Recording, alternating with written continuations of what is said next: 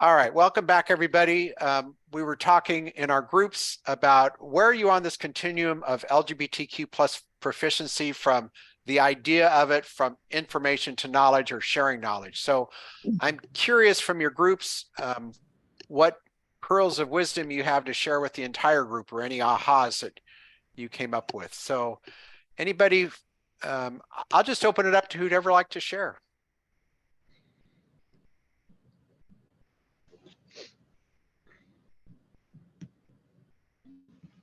I'll just say for our group that we're all in different places. That's just interesting to see that, like, for, if you have 6 different people, it seemed like everybody was sort of in a different place in what they were thinking about. And some of that has to do with just familiarity with it. And some of it has to do with the group that you're dealing with it or the age of your students.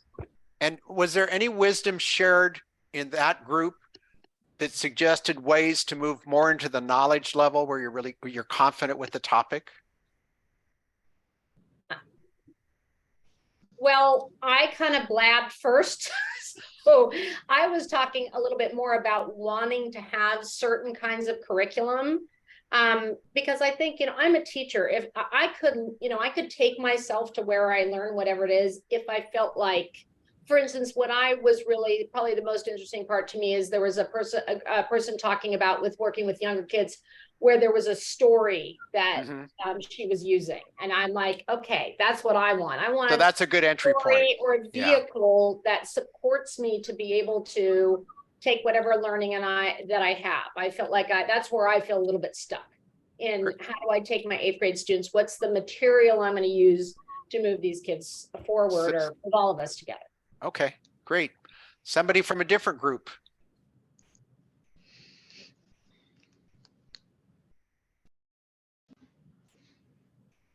Our group was small, but Anne brought up that it's really cyclical. So you have this knowledge, and then you realize there's stuff that you don't know, and so you analyze that, and you come back and get knowledge on that, and then you realize there's other missing pieces that you don't have. And was there anything discussed about how you on supporting LGBTQ plus students and their families? Any tips that cause you to move more towards the knowledge level? We didn't really discuss. Not really. Okay, that's fine. I don't know if Anne wants to add to that, how you do that with your parents or not. Yeah, that's fine. Somebody else from a different group or any other insights? Brian, great. So it was, first off, really good to connect so quickly with Mara and with Jody. I used to work at New School, and Jody and I had that in common. But in both cases, with Boulder Creek Elementary and with New School, there's this transitional period where I think how comfortable do kids feel coming out, and how do we support that? How do we protect them? Like in the case of the library, do we put purple triangles on all the books that have to do with LGBTQ issues? Or would that make some kids uncomfortable because they're not out yet? And how could we come up with other strategies to let people know that those books are there without identifying them? Versus New School, which is a pretty tough, very gang affiliated environment. And there's a lot of, since I worked there, it sounds like there's been a lot more opening in the conversation within that community about kids feeling comfortable on campus being out. But at the same time, how do you invite kids to join a club in the face of a pretty harsh environment overall, when a lot of the students are pretty judgmental still about it? So the question in both cases was, where's that? How far do we support these kids to come out, and how much do we protect their anonymity? And so that's just like a ongoing issue. But it sounds like you're talking about it, so that moves. So if you don't talk about supporting LGBTQ plus students, then it's like they don't exist. So at least you're talking about it. So I'll say to all of you, that's a step forward. So if you're at a school where people aren't bringing up LGBTQ plus students or how we're supporting them, then that's a first step, right? Because if you don't talk about it, you can't build your knowledge if you can't talk about it. So anyway, I'm glad you brought that up.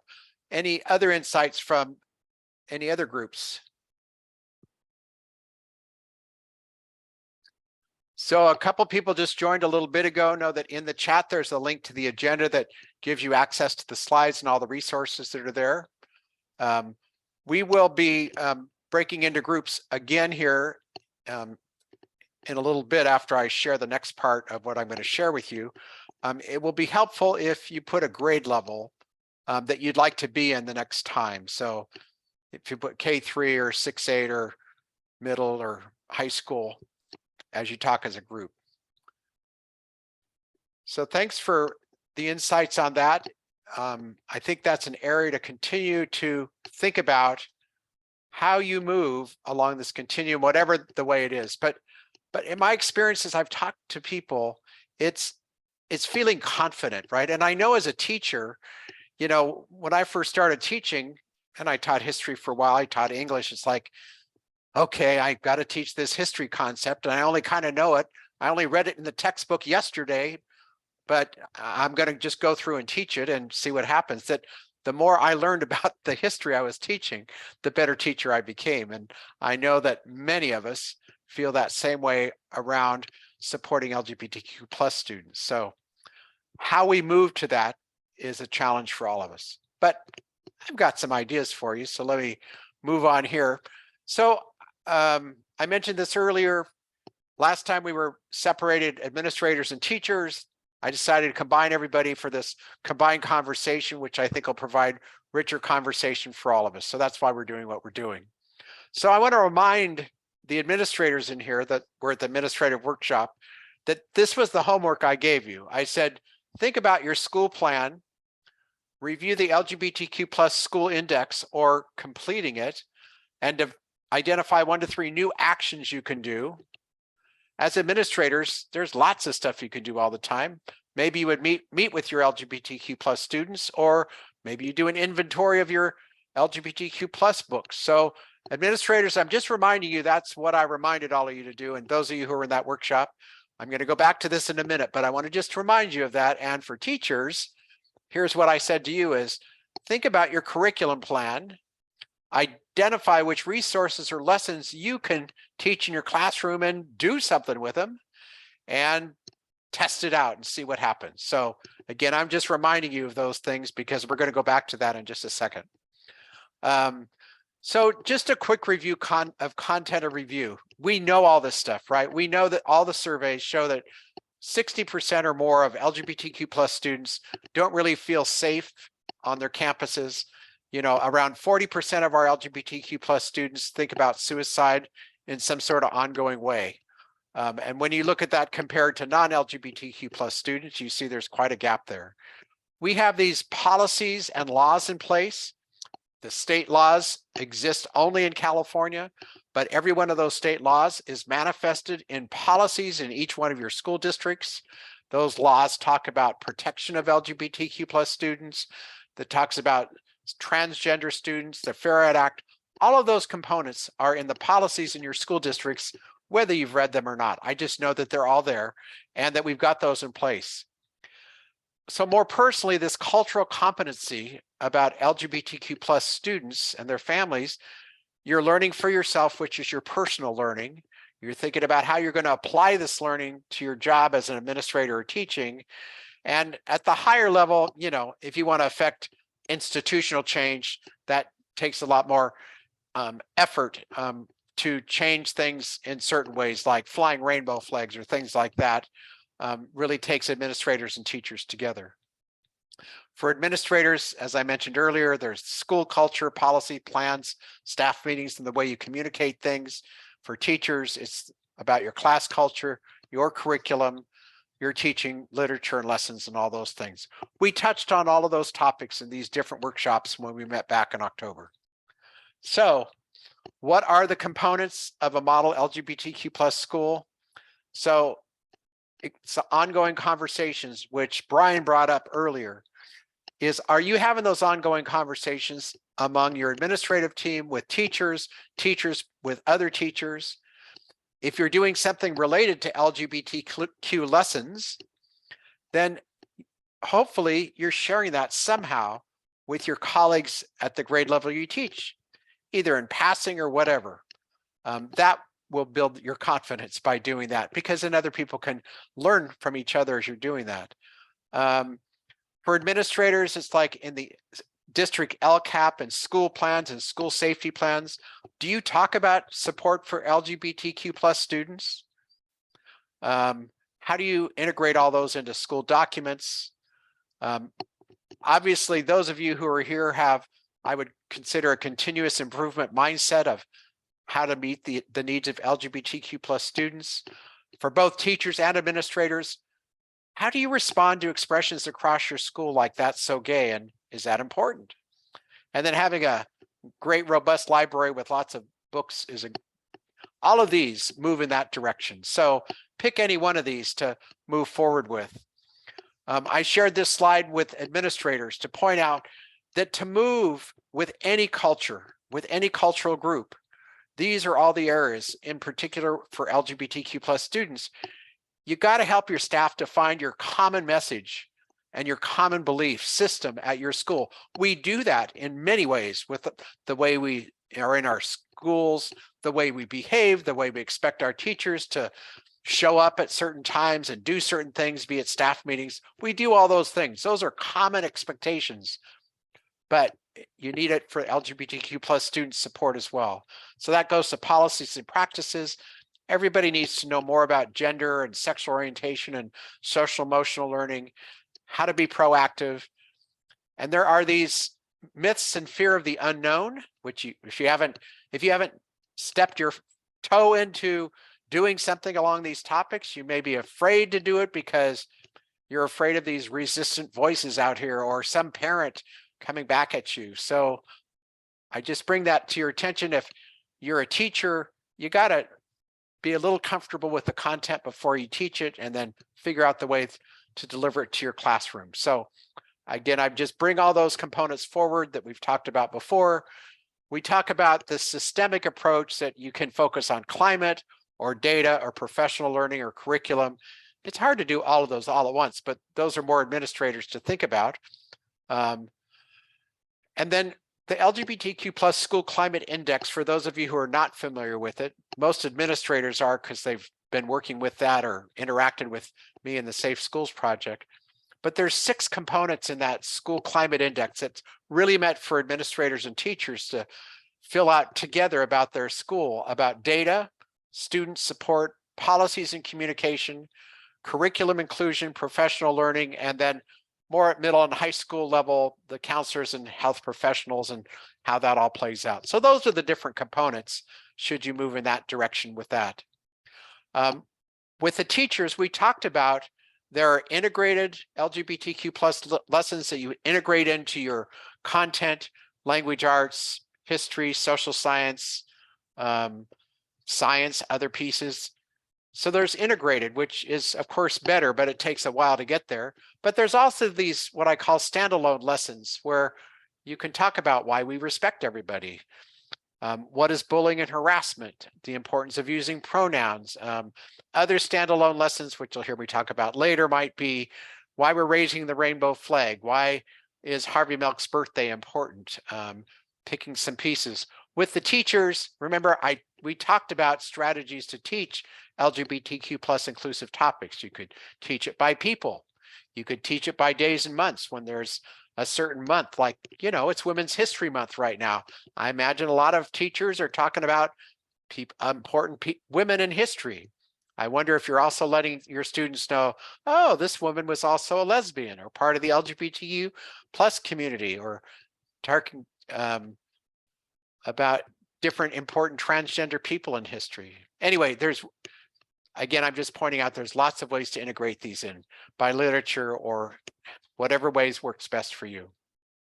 Okay, so I'm going back to remind you about the homework, and then we're going to break into groups again where you're going to share what you've done. Now, when I ask you to share what you've done, it may just be what you've done personally, and that's perfectly fine. You can say, oh, I read a new book, or I did this, or I talked to somebody, or I've been thinking about it, and this is what I think I'm going to do next. Any one of those pieces is fine. So that was the administrative homework, and here was the teacher homework. So I expect that when I put you in these groups that you'll be able to talk about one or the other. So in your groups in just a second here, the question is, what actions have you taken since October 2022? And if you've done something in teaching or in your school, what was the result? What did you notice anything afterwards, either for you personally or how students interacted with you or any follow-up that happened? What was the result? Because it's really good to share those things. And if you have time, you can talk about, here's what I hope to do between now and the end of the school year. So those are that's the main question to talk about. And I'm going to put you in groups. I'm going to put you in breakout rooms based on your grade level so you can talk more by grade level. So let me do something here to do that.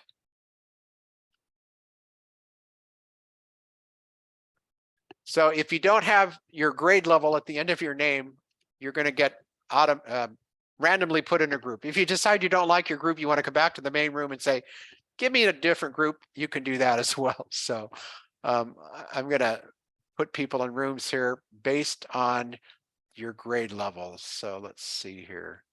All right, I've got some high school people.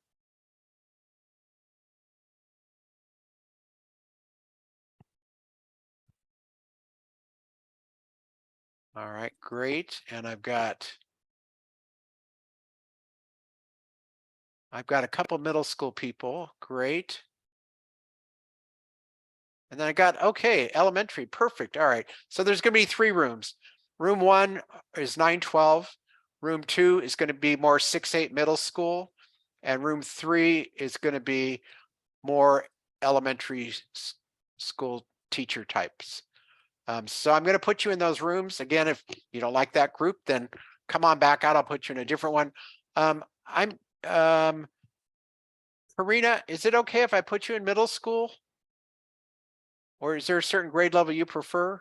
I'm fine with middle school, but I teach high school and I'm the QSA advisor at a high school. So probably okay. high school would be better. I'm SoCals. I totally spaced that the meeting was today, and then I checked my email because I have kids in my room. I'm glad you joined us. All right. I gotta come to this. Right on. I'll put you in the high school group. So thank you. all right. So once again, I would encourage one of you to become the facilitator for your group.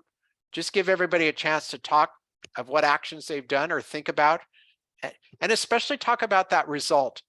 What happened to either you personally or professionally? What happened with your interaction with the students? If there was any quote result to any of that, please share that so other people hear those results. All right, here you go. I'm opening up the rooms, and if you want to be in a different room, just come on back.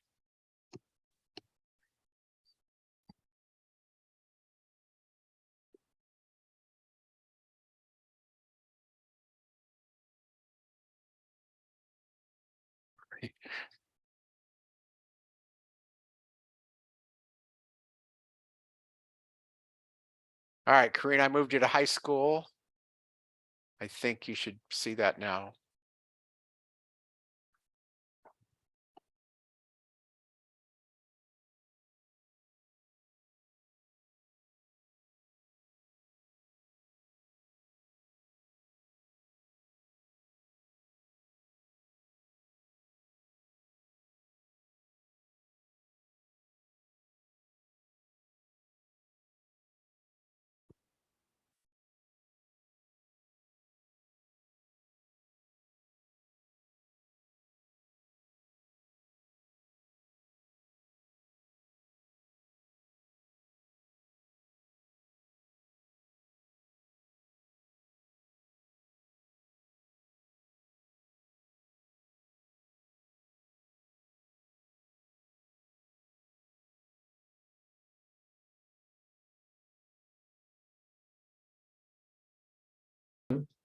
Yeah, I worked at New School, right? Or New No, School, sorry. Welcome back, everybody. So I want you to be thinking about what is one of the takeaways you got from that conversation in that group. but I'm going to have you save it after I share these next slides. So we'll go around the group and everybody can share that thought, and then we'll just kind of have a general free-for-all discussion after that. And I realize some people are going to have to leave, and that I certainly understand that as well. But so let me just share my final couple slides, and then you'll all get to share those final thoughts about whatever your takeaway has been. All right, so that's what we talked about. I was impressed and excited to hear many of you have had these experiences, and that I look forward to you sharing those in just a minute with everybody else. So, so what you can do for the next 3 months, March to May, if you haven't done anything yet, here are the things I would suggest you consider. For administrators, or if you have part of the administrative team, share some of these ideas at your next staff meeting. Just encourage your teachers. One of the things I hear over and over from teachers all over the place is, well, I want to do this, but you know, the principal's not really sure they're into this. And so it's important, administrators who are here, that you say, yes, this is the law. Yes, please do this. Yes, it's important for our students. And from the other perspective, if you're a teacher, then help your principals or other administrators to bring that up in staff meetings and that sort of thing. I would encourage you to create a plan for flying the rainbow flag in May. I'm excited to say that this will be our 3rd annual flying the rainbow flag across our county schools. And as we talked earlier, it's just part of what we do now across our county, which is pretty excited. Teachers, you can teach a lesson related to that. There's a couple of great literature books, which I'm going to show you in just a minute. And I know some of you have already read literature books with your students and talked about those results. It's a great way to enter in, and even at the middle or high school level, starting with a picture book on a topic is a great way to engage kids on a new topic. So talk about it in your groups. I would encourage you to attend the Queer Youth Leadership Awards on May 13th. Santa Cruz County is one of the few counties that has honored queer youth and allies for over 25 years. No other county does that. It's just so heartwarming when you hear the stories of these students, many of whom that you've taught at some point in your life. So again, showing up is so encouraging there. Meet with the GSA or LGBTQ plus club on your campus. Even if you know one meets, as a teacher administrator, it's great. And then our Santa Cruz Pride Parade and Festival will be June 4th. So it'd be fun to see you there as well.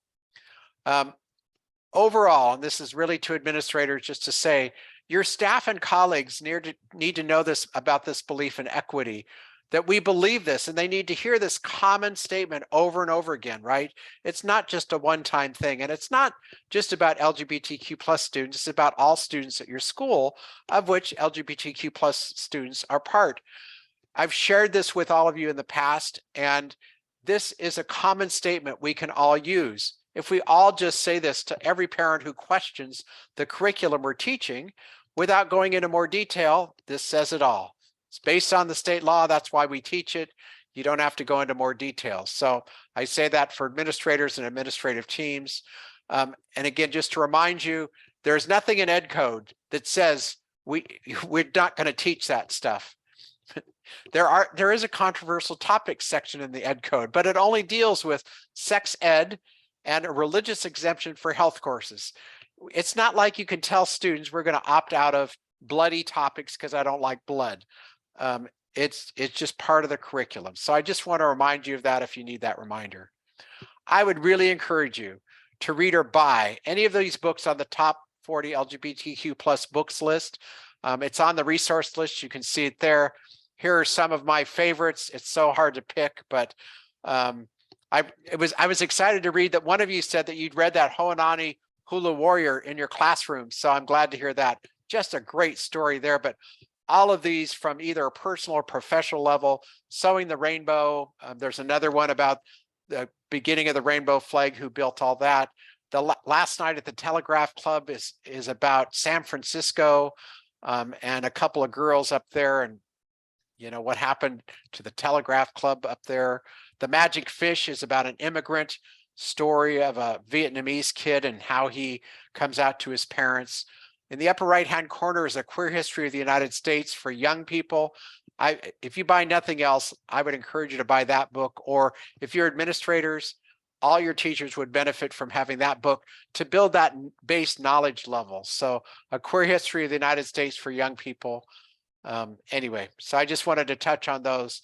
Books are such a great entry for personal learning as well as using professionally. So I've got a few more of these 40 books to read, but I've read most of them, and every story at every level, it just warms my heart to see great literature, especially with this LGBTQ plus literature. So I can't say enough about the books. I used to be a school librarian, so I love books, but I hadn't dove back in for quite a while, and it's been a real delight. So I encourage you to do the same.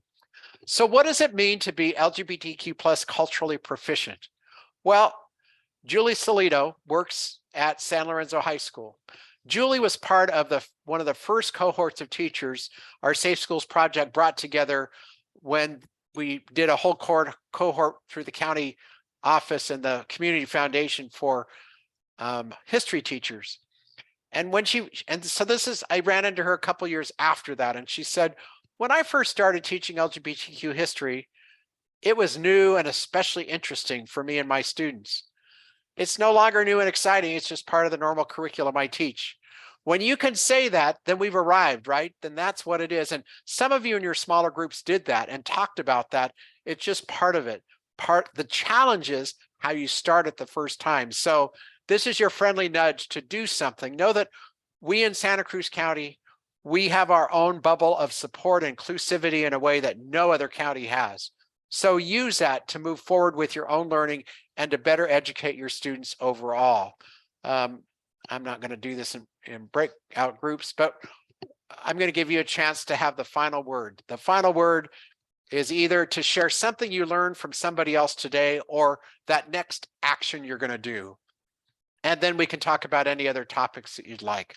So I'm going to stop sharing at this point, and I think I'm going to just go in order of the participant names that I have here in alphabetical order. So I'm going to kind of go in alphabetical order just so you know. Again, something you learned from that breakout group that you're going to apply or use, or anything else that you picked up from today, or what your next step is going to be. Any one of those things you can share. So I've got A for Angela. So Angela, you get to start. Communication with my fellow staff members. Great. DR, I have you down next. In addition to meeting with our superintendent, checking Infinite Campus system to make sure that there's an option that's not just male, female for students when they register. Great. It's good to know that there's a law that non-binary should be another option there. Great. Ann and then Brian. Meeting with our superintendent and and before that, finishing our slide presentation. For that meeting. Brian? I would say as well, staff education and making it part of the common conversation from administration down. It needs to be a part of our staff meetings and making it just what we talk about. Just right. Normal, yep. like water. Normal. Yep. Great. All right, Karina, then Hannah. Well, I definitely want to work with my QSA to put together a little school-wide. We've been talking about doing a school-wide lesson, and I think it would be good for us to do that. And I think it goes with Angela and Brian and I are all at the same side. We need to have some school-wide communication that is from admin down to us at a staff meeting where if I get some resources together with my club, then we can start prepping something to make that like bigger picture happen. So what you illustrated there is it hits many levels. If you've got a group of QSA members that are willing to talk to staff and put a slideshow together to share their perspective, then you've got student voice.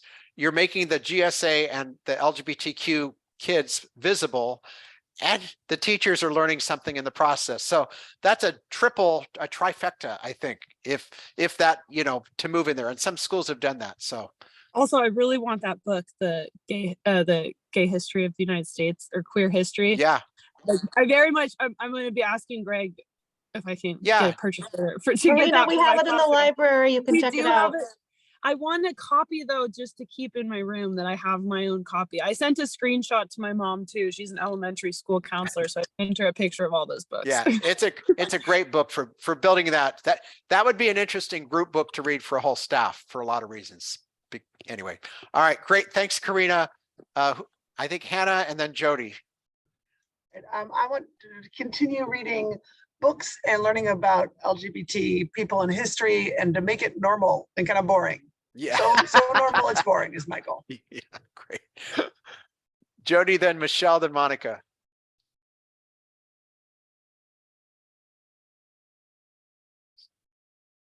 Jody might be on the phone, which is fine. Michelle, then Monica. I think Michael left, but Michael is at my site, and along with Kristen at the county office, we're going to try, and maybe even with Jody, because she's at an alternative site, but part of PV. But because we're so small, we're going to try and connect and do something across the county. I'm Great. here. I was Okay, Jody, go for it. Muted. I Yeah. said, yeah, I'm gonna check out the pork chops and the In a Heartbeat video. I made a little notes to myself because that's something I could do. Great. Monica, then Rhiannon. I'm really excited. I was checking out what Donna Renee and Anna are doing over at Main Street. So I feel like that we're very sharing in our district. And so I want to do some steps like they're doing to make our school like a model LGBTQIA school. Monica, I know this happened in your smaller group, but could I ask you to talk about the book you read and then your response to the parent in the parking lot? I read both A Kid Like Gavin, which is about a transgender child that has a issue at high school about changing genders and use of bathrooms. And I also read I Am Jazz, about Jazz Jennings, who has been a public figurehead of transgender movement as TLC, their own TLC show. And a parent approached me in the parking lot and was very surprised that I was teaching that to his child and wanted to know why didn't I send out permission slips, and was this part of the curriculum? And he gave me some pushback, and I told him, you know, what the message is that I'm sending. And this is the third year in a row that I've had I'm not going to say fragile male parent, but I'm going to say fragile male parent come up to me and push back against my lessons. I like that term, fragile male parent. I like that a lot. The first year he said, I must insist that you stop teaching LGBTQIA History Month. And I said, you insist, I resist. So it just more deeply entrenches me in my position as a social justice warrior. Okay, thanks for sharing that. Rhiannon. Collaborating with the teachers. I feel sometimes like I'm just in my own little silo, and Sarah and I high-fived, and the Musketeers are going to teach her technology students like some content, and then the technology students going to make it magical, and then we're going to put it on our BTVs. So it's kind of like moving it from beyond just the club to making it more integrated in the whole school. Wonderful. Well, I thank you for all being here. I'm going to finish this out and stop the recording, and then if we want to talk about anything else, we can do that. But I appreciate all that you're doing. Oh, the other question I had for all of you is, and you can type this in the chat if you want, is what other supports can the county office or our Safe Schools project provide for you? Why don't we talk about that a minute? Anybody have any quick thoughts on that? I have a big one. Yeah. Greg said hold off because there's something in the works. That's our principal. But my QSA and we were going to go to a school board meeting, me and a couple other students, just to make the argument that, like, especially in attendance rosters, which are what substitutes are getting to call roll, the fact that it will have their dead name and then their actual name in parentheses is atrocious. And so like how do we change that system? Because there's got to be a super easy way to just code it different. Where I don't know High? I'm at SoCal High, and I know there's something in the works to deal with that. Like I'll put things in. I thought that was already done. Has that been done? Okay. No, I thought it had. Yeah. I want to clarify. think it's been done now because when the subs get the printouts, I'm hearing that they're getting the nicknames and that's coming up as their name. Okay, so then I just haven't heard back from my people on like what. Or 'cause who's Greg ever told me something was in the works, but or I haven't whoever's heard- printing those attendance documents isn't clicking the right button to make sure those names are Okay, included, so I right? maybe need to just check with Greg because Yeah. something has. So there is some plan that we've made. Because I was like, there isn't a plan yet. Yeah. How do we make one? It's not that hard to change what name goes first. All right. So that's Wait, one yeah. support, and other ways that we can support this work. Well, Any other- Karina, if I could just add on to that real fast, I know this is kind of, but my daughter attends SoCal High and she's on the yearbook or in the yearbook class. And she last year was working on names and not being allowed to adjust the name. Like it was the dead name that had to be there based on IC. So also looking at, there's not just, yes, there's the IC and what's subs get, but also there's the larger piece of like what's going out to the community and what are the kids picking, their yearbook, they're purchasing it. It's not representing who they are. So there's that piece as well. So I don't know if that's changed this year. I haven't checked in with her, but she was very upset that she was told that absolutely not, they couldn't change the name. Branson 40 got around that by asking the kids what they preferred and then being able to get parental consent to sign off when they said they preferred their name versus their dead name. But so it was a process. Like we had to literally highlight everyone we knew that had a different name and go through a one by one. But it was okay as long as we get all that. Which school? Branson 40 did all that. But Anne, what school are you talking about? SoCal High. That's where my daughter goes. So. Okay. Well, I was under the impression that was already taken care of, but it could have been, but this was last year. Well, no, at all those layers, but it's not obviously it's not been communicated, right? If it was taken care of. So, and anyway, I will certainly follow up on that for sure. Rob, one idea that I had was some kind of inclusive signage that schools can be putting in their front offices and on bulletin boards around the school. Like I approached New Leaf Market and got some for my site, but not a ton. And then one of the teachers from Scotts Valley had shared about the signs that they'd been provided by parent groups. And so I had seen those signs I live in Scotts Valley and I had seen those signs on the DEI group that I'm part of. And I was jealous. I wanted some signage like that for my school and my classroom too. So any kind of posters, like I contacted the diversity center and they said they didn't have any available right now, but some kind of posters, like it's like Santa Cruz County, welcome, all are welcome here type of thing. Something real quick, and I just want to follow up as a guidance counselor. I don't think I know your daughter, but if you could have her come and see me, I want to help facilitate that process. I want to understand that better. Okay. Maybe Karina and I can take up the mantle there, at least research where we're at right now. Okay, and I'll ask her if it's occurring again this year. It was just something last year. She was it's someone she's known since kindergarten, and she's like, they can't use their name. Yeah, but if it's been changed, then that would be something to communicate nicely out through, especially the Rainbow Alliance or whatever your LGBTQ plus club is, so that people know that. So it goes back to that. Great. All right, I'm going to stop the recording at this point.